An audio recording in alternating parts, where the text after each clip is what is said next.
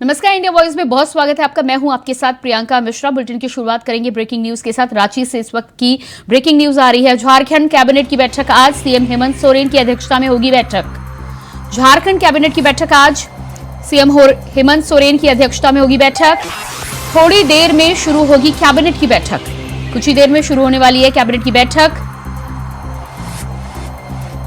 Project भवन स्थित मंत्रिपरिषद कक्ष में होगी बैठक। कई महत्वपूर्ण प्रस्तावों को मिलेगी स्वीकृति। कई महत्वपूर्ण प्रस्तावों पर लगेगी मुहर। कुछ ही देर में शुरू होने वाली है कैबिनेट की बैठक। झारखंड से खबर, प्रोजेक्ट भवन स्थित मंत्रिपरिषद कक्ष में होगी बैठक। कई महत्वपूर्ण प्रस्तावों पर लगेगी मुहर। अब से कुछ ही देर में होगी झारखंड कैबिनेट की बैठक। मुख्यमंत्री हेमंत सोरेन की अध्यक्षता में होगी बैठक। झारखंड कैबिनेट की बैठक आज, अब से कुछ ही देर में शुरू होगी बैठक। बैठक में कई महत्वपूर्ण प्रस्तावों पर चर्चा के बाद लगाई जाएगी मुहर। कुछ ही देर में शुरू होने वाली है बैठक। और इसी खबर पर झारखंड से हमारे साथ स्टेट हेड अभिजीत दुबे जुड़ चुके हैं। जी अभिजीत, जिस तरह से आज झारखंड कैबिनेट की बैठक होनी है, बताया जा रहा है कि कई महत्वपूर्ण प्रस्तावों पर मंजूरी मिल सकती है। क्या रूपरेखा है, क्या हो सकते हैं वो प्रस्ताव? जी बिल्कुल प्रियंका, अभी थोड़ी देर में जो कैबिनेट की बैठक शुरू होने वाली है, मुख्यमंत्री हेमंत सोरेन की अध्यक्षता में शुरू होगी। और इसमें सबसे बड़ा ये है कि आज किन्नर समाज को एक बड़ी सौगात मिल सकती है। किन्नर समाज को पिछड़ा वर्ग से जोड़ा जा सकता है। उस पिछड़े वर्ग जोड़ने में जो भी पिछड़ा वर्ग के जो भी लाभ मिलते हैं, जो भी आरक्षण मिलते हैं, वो किन्नर समाज को दिया जाएगा। पहला तो ये है। दूसरा ये है कि जो रेबीज बीमारी होती है झारखंड में कई सालों से लगातार बढ़ती जा रही है, इसको लेके इस बीमारी को अधिसूचित वर्ग में जोड़ा जा सकता है। जी, इसके अलावा अभिजीत, अब से कुछ ही दिनों बाद में, कुछ ही महीनों के बाद में विधानसभा के साथ ही साथ लोकसभा के चुनाव भी अब नजदीक हैं, तो क्या इन दोनों चुनाव के मद्देनजर कुछ खास भी हो सकता है इस बैठक के दौरान? इन चुनाव को लेकर जो भी रोजगार मुक्त, जो भी हेमंत सरकार का कहना है कि रोजगार मुक्त हम नियमावली लाएंगे, और हो सकता है कि ये बहुत बड़ी सौगात आज मिल सकती है पूरे प्रदेश को कि रोजगार को लेकर कोई ना कोई 2023 की नियमावली आज ऐलान कर सकते हैं मुख्यमंत्री हेमंत सोरेन। जी बिल्कुल, तो बैठक में फिलहाल जिस तरह से जानकारी मिल रही है, कुछ ही देर में शुरू होने वाली है। क्या रूपरेखा है, कितनी देर में शुरू होगी, और साथ ही साथ क्या कुछ इंतजाम किए गए हैं? अभी मंत्रीगण सब लोग आ चुके हैं। मुश्किल से कुछ ही देर में, कुछ ही क्षण में कैबिनेट बैठक शुरू होने वाली है। और इसमें कम से कम 3 से 4 ऐसे अहम मुद्दे हैं जिसको सौगात झारखंड को आज मिल सकता है। खनिज क्षेत्र में भी बहुत बड़ा पहल हेमंत सोरेन कर सकते हैं। खनिज क्षेत्र में जहां भी जो गांव के लोग हैं जिनको स्वच्छता पेयजल की दिक्कतें होती हैं, वहां के लिए 325 करोड़ का सौगात ला सकते हैं, ताकि वहां के ग्रामीण लोगों को ये पेयजल की, स्वच्छता की चीजें प्रोवाइड हो सके। जी बिल्कुल अभिजीत, तो आप वहां पर बैठक पर नजर बनाए रखिए। जैसे ही कुछ अपडेट आएगा आपसे आपके पास वापस हम जरूर आएंगे। फिलहाल इस तमाम जानकारी के लिए आपका बहुत बहुत शुक्रिया। तो लगातार आपको बता दें कि झारखंड कैबिनेट की बैठक अब से कुछ ही देर में शुरू होने वाली है। हमारे साथ स्टेट हेड अभिजीत जुड़े हुए थे, जानकारी दे रहे थे कि कुछ महत्वपूर्ण फैसलों पर विचार विमर्श हो सकता है और उसके बाद उस पर मुहर लगाई जा सकती है। खासतौर से यदि हम झारखंड की बात करें तो आदिवासियों के साथ ही साथ स्थानीय लोगों की जो जरूरतें हैं उन पर आज बैठक में विचार विमर्श किया जा सकता है। बात करेंगे अगली खबर की। संसद के विशेष सत्र पर कांग्रेस सांसद जयराम रमेश ने पार्टी की तरफ से एक अहम जानकारी दी है। उन्होंने बताया है कि पार्टी संसद की विशेष सत्र का बहिष्कार करने की बजाय शामिल होने के लिए तैयार है। संसद के नए सत्र का बहिष्कार नहीं करेगी कांग्रेस। कल शाम को कांग्रेस संसदीय दल की जो रणनीति का एक ग्रुप है, स्ट्रेटेजी ग्रुप है, उसकी बैठक हुई। बैठक की अध्यक्षता हमारे संसदीय दल के नेता श्रीमती सोनिया गांधी जी ने किया। कांग्रेस अध्यक्ष मल्लिकार्जुन खड़गे जी भी मौजूद थे और उसमें लंबी बातचीत हुई कि ये जो 5 दिन का विशेष सत्र आने वाला है 18 तारीख से, उसके लिए हमारी क्या रणनीति होनी चाहिए। उसके बाद में कल रात को 8 बजे मल्लिकार्जुन खड़गे जी ने एक बैठक बुलाई अपने घर में 8 बजे रात को। सारे जो फ्लोर लीडर्स हैं इंडिया पार्टी के, लोकसभा में और राज्यसभा में, सारे फ्लो लीडरों की बैठक हुई और उस बैठक में भी चर्चा हुई कि ये विशेष सत्र में इंडिया पार्टी की ओर से क्या रणनीति होनी चाहिए। तो आज सुबह सोनिया गांधी जी ने प्रधानमंत्री को एक खत भेजा है, उसकी कॉपी आपको मिल जाएगी अगले 4-5 मिनटों में। मैं मोटे तौर से उस खत में क्या है उसकी जानकारी दूंगा। पहली बात जो सोनिया जी ने कहा है उस खत में कि ये बैठक बुलाई गई है बिना बातचीत करके, कोई मशवरा नहीं हुआ है, कोई वार्तालाप नहीं था अलग अलग राजनीतिक दलों के साथ। मनमानी अपने ही बल में एक तरफा निर्णय लिया गया कि 5 दिन का सत्र होगा 18 तारीख से। दूसरी बात, जब कभी विशेष सत्र होता है कार्यसूची पहले तय की जाती है और कार्यसूची जो एजेंडा है, जो कार्यसूची है, वो सभी पार्टियों से बातचीत करके एक बार, जैसा कि मैंने कहा, सर्वसम्मति तो असंभव है पर एक आम सहमति बनाने की प्रयास होती है सरकार की ओर से। पर यह पहली बार हो रहा है कि विशेष सत्र बुलाया गया है और एजेंडा, कार्यसूची की जानकारी हमारे पास नहीं है। यह बहुत दुर्भाग्यपूर्ण है।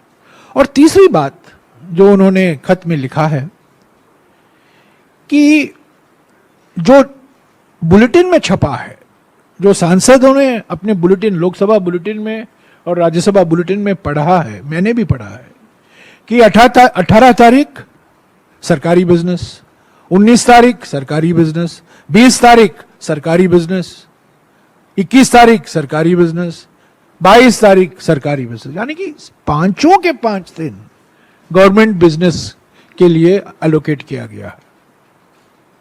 तो ये नामुमकिन है, ये दुर्भाग्यपूर्ण है, पर हो गया है। हमारे ओर से हम पूरा प्रयास करेंगे, सभी पार्टियां, कांग्रेस पार्टी, इंडिया पार्टी की जो मुद्दे हैं जो हम उठाना चाहते थे पिछले सत्र में, हम उठा नहीं पाए। G20 समिट के बीच राष्ट्रपति भवन से भेजे गए निमंत्रण प्रेसिडेंट ऑफ भारत के बाद देश की सियासत गर्मा गई है। इस कदम के बाद भारत बनाम इंडिया पर बहस छिड़ गई है। इस सब के बीच बीएसपी सुप्रीमो मायावती ने सुप्रीम कोर्ट से खास अपील की है। साथ ही एनडीए और इंडिया गठबंधन पर हमला भी बोला है। क्या कुछ कहा, सुनिए आप भी। तो इसकी जितनी भी निंदा की जाए वह कम है। वैसे भी कांग्रेस में बीजेपी द्वारा चुनाव पूर्व इनकी इस राजनीति को, अर्थात भारत बनाम इंडिया बनाने के इनके इस घिनौने खेल को लोग अच्छी प्रकार से समझ रहे हैं, जबकि इनको चाहिए ये था कि इनको लगे हाथी इसके विरुद्ध माननीय सुप्रीम कोर्ट में जाना चाहिए था, या फिर इस मामले में कानून बनाकर संबंधित नाम रखे जाने पर प्रतिबंध लगा देना चाहिए था। किंतु ऐसा न करके अब इसको लेकर जो संकीर्ण राजनीति की जा रही है ये ठीक नहीं है, वह जन विरोधी भी है। इसलिए ऐसी स्थिति में हमारी पार्टी ये चाहेगी कि अब माननीय सुप्रीम कोर्ट को खुद इसका संज्ञान लेकर यहाँ ऐसे सभी संगठनों, पार्टियों व गठबंधनों आदि पर तुरंत रोक लगाना चाहिए। बल्कि विपक्ष व अब सत्ता पक्ष द्वारा भी अपने देश के नाम पर की जा रही इस स्वार्थी व संकीर्ण राजनीति से फिर अपने संविधान के साथ आए दिन छेड़छाड़ करने का किसी को भी खुला मौका मिल जाएगा। वहीं मायावती के बयान पर सुभाषपा अध्यक्ष ओपी राजभर ने क्या कुछ कहा, वो भी सुनिए। नहीं, देखिए, मायावती जी का जो बयान है, पहली बार देश में माननीय नरेंद्र मोदी जी किसान सम्मान निधि सीधे किसान के खाते में बैंक से 6,000 रुपया जा रहा है, प्रमाण मैं दे रहा हूं। दूसरा 5 लाख आयुष्मान कार्ड, उसमें न जाति है, न मजहब है, न धर्म है, 5 लाख का इलाज के लिए आयुष्मान कार्ड बना। जो फ्री राशन दिया जा रहा है गरीबों को, उसमें कोई जाति धर्म नहीं है, फ्री दिया जा रहा है। और उत्तर प्रदेश में अगर हम बात करें, देश की छोड़ दें, उत्तर प्रदेश में तो कांग्रेस और सपा की सरकार में बड़े पैमाने पर दंगे हुआ करते थे, जिसकी भेंट मुसलमान और दलित चढ़ता था। आज माननीय नरेंद्र मोदी जी के नेतृत्व में, योगी जी के नेतृत्व में 6 साल में एक भी दंगे उन लोगों की तरह नहीं हुए हैं। छिटपुट घटनाओं को अगर छोड़ दिया जाए तो बड़े पैमाने पर जो कर्फ्यू लगते थे महीनों 2-2 महीने, वो चीजें नहीं है। इससे विपक्ष परेशान है। ठीक है। केंद्र सरकार की तरफ से देश का नाम इंडिया की जगह भारत प्रचलन पर जोर देने पर विपक्षी पार्टियों की तरफ से विरोध तेज हो गया है, जिसको लेकर हरियाणा के गृह मंत्री अनिल विज ने कांग्रेस पर जमकर हमला बोला है और कहा है कि भारत के संविधान के पहले अनुच्छेद में लिखा हुआ है we the people of India the Bharat, यानी पूरी तरह से स्पष्ट किया गया है कि हम इंडिया के लोग हैं जो कि भारत है। अनिल विज ने कहा है कि अगर किसी का प्रचलित नाम कुछ और है और असली नाम कुछ और है तो असली नाम से पुकारने पर ऐतराज क्यों? भारत के संविधान के पहले अनुच्छेद में ही लिखा हुआ है we the people of India that is Bharat, यानी हम इंडिया के लोग जो कि भारत है, यानी जिसका नाम भारत है, पूरी तरह से स्पष्ट किया गया है। अब अगर किसी का कोई प्रचलित नाम और है और असली नाम कोई और है तो असली नाम से पुकारने पर एतराज क्यों? हापुड़ में वकीलों पर पुलिस के द्वारा लाठीचार्ज को लेकर बार एसोसिएशन और वकीलों की हड़ताल जारी है। इसी को देखते हुए आज मैनपुरी दीवानी परिसर के अंदर वकीलों के द्वारा सरकार को शुद्ध बुद्धि के लिए हवन आयोजन किया गया, जिसमें अधिवक्ताओं ने बढ़ चढ़कर हिस्सा लिया।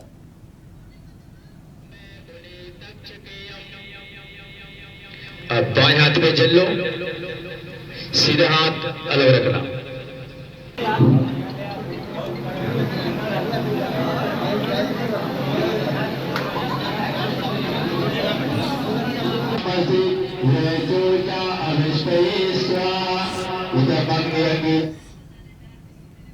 भिंड में एक युवक की गोली मारकर हत्या करने का मामला सामने आया है। बता दें कि मृतक युवक के परिजन अपनी मांगों को लेकर पोस्टमार्टम हाउस पर धरना दे रहे हैं, तो वहीं युवक के परिजन आरोपियों के घर पर बुलडोजर चलाने की बात कर रहे हैं। इसी दौरान सदर विधायक संजीव सिंह पोस्टमार्टम हाउस पहुंचे और परिजनों को समझाने बुझाने का प्रयास किया, लेकिन परिजन समझने की कोशिश नहीं कर रहे।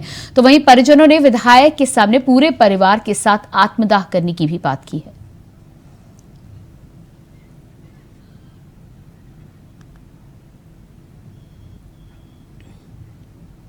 देश भर में जन्माष्टमी का त्योहार बड़े ही उत्साह के साथ मनाया जा रहा है। वहीं भगवान श्री कृष्ण की जन्मस्थली मथुरा से इस त्योहार से बड़े ही अनोखे अंदाज में मनाते हुए लोग दिखाई दे रहे हैं, जिसको लेकर देश विदेश से श्रद्धालु दर्शन करने के लिए मथुरा वृंदावन पहुंच रहे हैं। सुरक्षा को देखते हुए पुलिस और जिला प्रशासन तैयारी को लेकर चुस्त दुरुस्त है। सुरक्षा के लिए 3000 से अधिक पुलिस बल जनपद के बाहर बुलाए गए हैं। सुरक्षा व्यवस्था को कई सेक्टर और 2 जोन में बांटा गया है। सीसीटीवी फुटेज, ड्रोन कैमरे की निगरानी में सुरक्षा की जाएगी। साथ ही डॉग स्क्वाड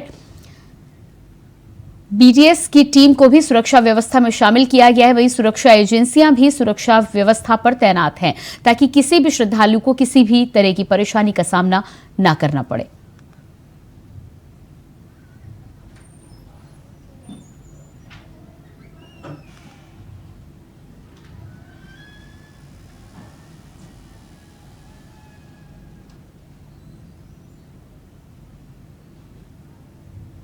तो आप तस्वीरें देख पा रहे हैं, जन्माष्टमी के उत्सव की तैयारियों को लेकर ये तस्वीर है। पूरे देश में 6 और 7 दोनों ही तिथियों को जन्माष्टमी मनाई जा रही है। कुछ लोगों का मानना है कि 6 तारीख को जन्माष्टमी का विशेष मुहूर्त बन रहा है। इसके अलावा मंदिरों में भी 7 तारीख को जन्माष्टमी मनाई जा रही है, जिसको लेकर आप देख पा रहे हैं कि किस तरह से मथुरा वृंदावन पूरी तरह से सजा दिया गया है। मथुरा वृंदावन में इस समय अलग ही छटा देखने को मिलती है।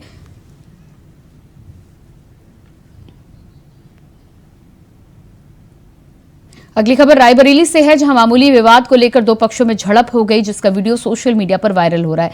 बता दें कि दोनों पक्षों की तरफ से जमकर लाठी डंडे चलने के कारण करीब आधा दर्जन से अधिक लोग घटना में घायल हो गए, जिसके बाद घायलों को जिला अस्पताल में भर्ती कराया गया है। वहीं वीडियो के आधार पर पुलिस मामले की जांच में जुट गई है।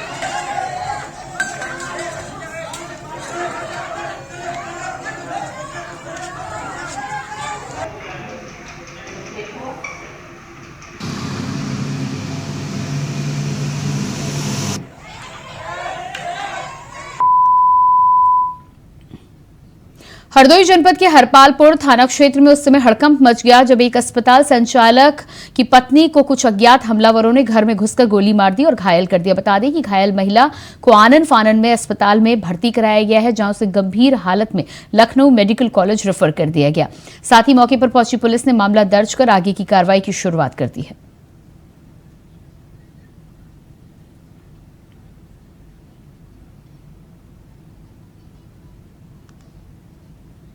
और इसके बाद बात करेंगे राजस्थान के अजमेर जिले में एक बड़ा हादसा सामने आया है, जहां हादसे के चलते ट्रक में अचानक आग लग गई, जिसमें ट्रक ड्राइवर की जिंदा जलकर मौत हो गई। साथ ही पूरा मामला अजमेर के नेशनल हाईवे का बताया जा रहा है, जहां गैस प्लांट के सामने गुजर रहे कंटेनर में अचानक आग लग जाने के कारण यह हादसा हुआ। आग लगने के कारण क्षेत्र में हड़कंप का माहौल हो गया। बता दें कि कंटेनर में आग लगने से कंटेनर में रखा लाखों का सामान जलकर राख हो गया।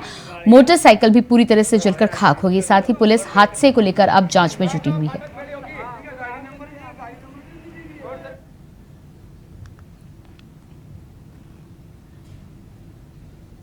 बीकानेर के बिजवाल थाना इलाके में एक श्रमिक ने फांसी का फंदा लगाकर आत्महत्या की है। सूचना मिलते ही मौके पर पहुंची पुलिस ने शव को कब्जे में लेकर जांच की शुरुआत की है। फिलहाल आत्महत्या के कारण अज्ञात हैं।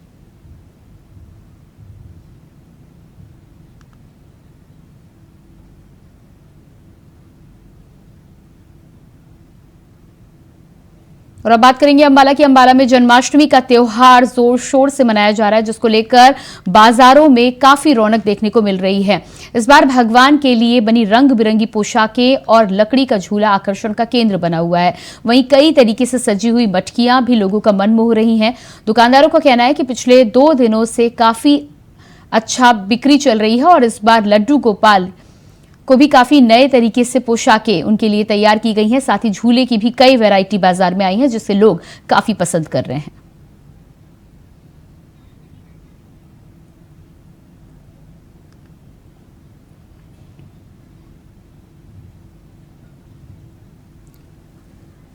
मध्य प्रदेश के बुरहानपुर जिले में किसानों को केले की फसल का बीमा का लाभ नहीं मिला है, जिसको लेकर 6 सितंबर को किसानों ने बड़ा प्रदर्शन किया है। आपको बता दें कि कुछ दिन पहले किसानों ने आंदोलन की चेतावनी दी थी। प्रगतिशील किसान संगठन ने जिले भर के किसानों से रैली में शामिल होने की अपील की है, जिसमें काफी संख्या में किसान पहुंचे और शामिल हुए हैं। ये रैली संजय नगर शिकारपुरा से निकलकर एसडीएम कार्यालय नेहरू पुतले के पास पहुंची, जहां पर किसानों ने एसडीएम को मुख्यमंत्री के नाम ज्ञापन सौंपा है।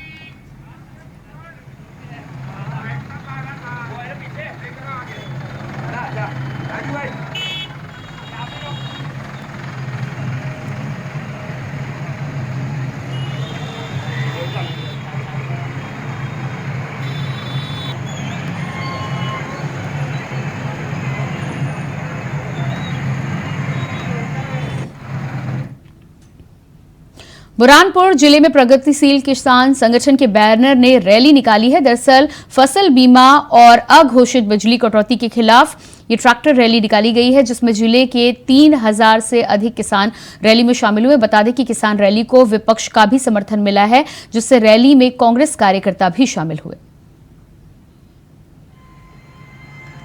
तो आप तस्वीरें देख पा रहे हैं बुरहानपुर की ट्रैक्टर रैली की ये तस्वीरें हैं। बताया जा रहा है कि अघोषित किसानों की मांगों के साथ ही साथ बीमे को लेकर ये रैली निकाली गई है। इस पूरी रैली में भारी संख्या में किसान अलग अलग जिलों से शामिल हुए थे। किसानों से इस रैली में अधिक से अधिक शामिल होने की अपील भी की गई थी। 5000 से अधिक किसान अपनी अपनी बाइकों और ट्रैक्टर के साथ इस रैली में शामिल हुए थे। माना यह भी जा रहा है कि इसमें विपक्ष का भी समर्थन मिला है। कांग्रेस पार्टी के भी कार्यकर्ता और पदाधिकारी इस रैली में शामिल हुए। मध्य प्रदेश के पूर्व मुख्यमंत्री और पीसीसी चीफ कमलनाथ ने आज सॉफ्ट हिंदुत्व की राह पर चल रहे। दरअसल पीसीसी चीफ कमलनाथ 5 दिनों तक राजनीति से दूर रहकर धर्म में लीन रहेंगे। बता दें कि पीसीसी चीफ कमलनाथ के गढ़ छिंदवाड़ा में अंतर्राष्ट्रीय कथावाचक पंडित प्रदीप मिश्रा की कथा हो रही है, जो कि 5 सितंबर से शुरू होकर 9 सितंबर तक चलेगी। वहीं पंडित प्रदीप मिश्रा ने कहा है कि छिंदवाड़ा की पावन धरती भगवान शिव की धरती है। यहाँ शिव और हरि का मिलन हुआ था, वही कण कण में व्याप्त है।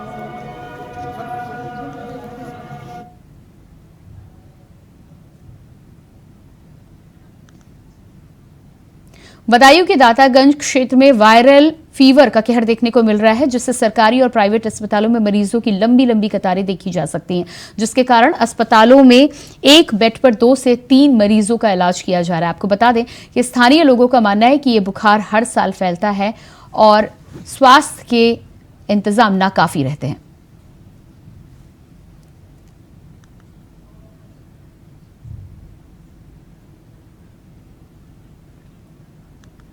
कन्नौज के सदर कोतवाली परिसर में जन्माष्टमी व चेहल्लुम को लेकर धर्मगुरुओं और पीस कमेटी की बैठक की गई, जहां सीईओ और सदर कोतवाल अजय कुमार अवस्थी ने शांतिपूर्वक त्योहार मनाने की अपील की है। साथ ही खलीफाओं से चेहल्लुम के जुलूस के रूट की जानकारी ली, व्यवस्थाएं दुरुस्त रखने के निर्देश दिए हैं। बता दें कि सीईओ प्रियंका वाजपेयी ने शांतिपूर्वक अखाड़े व ताजिए निकालने की अपील की और कहा है कि किसी भी तरह की गड़बड़ी होने पर जुलूस का मुखिया जिम्मेदार माना जाएगा। तो वहीं खलीफाओं ने भी अराजक तत्वों से लेकर अतिरिक्त फोर्स की तैनाती की मांग की है।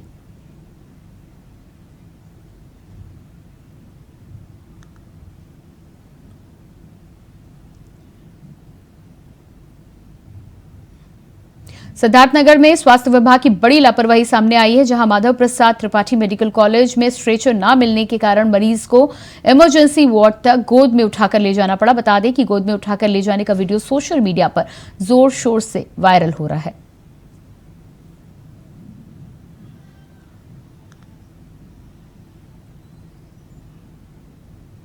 रायबरेली में सीओ ट्रैफिक ने ई रिक्शा चालकों के साथ बैठक की है, जहां सीओ वंदना सिंह ने ई रिक्शा चालकों की समस्याएं सुनी और रूट डायवर्जन को लेकर सीओ सिटी ने रणनीति बनाई है। बता दें कि रिक्शा चालकों ने अवैध वसूली का भी आरोप लगाया था। वहीं वंदना सिंह ने जांच के आदेश दिए हैं। साथ ही साथ रूट डायवर्जन से आम जनता को जाम से निजात मिलेगा, इसलिए रूट डायवर्जन को लेकर प्लानिंग और प्लॉटिंग की गई है।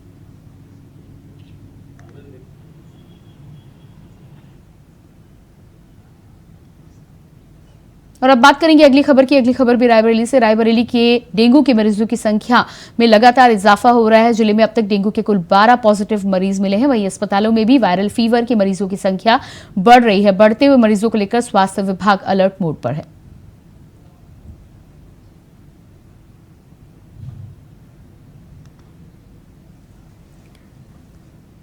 और इसी के साथ फिलहाल इस बुलेटिन में इतना ही, लेकिन खबरों के लिए आप लगातार बने रहिए इंडिया वॉइस के साथ। नमस्कार।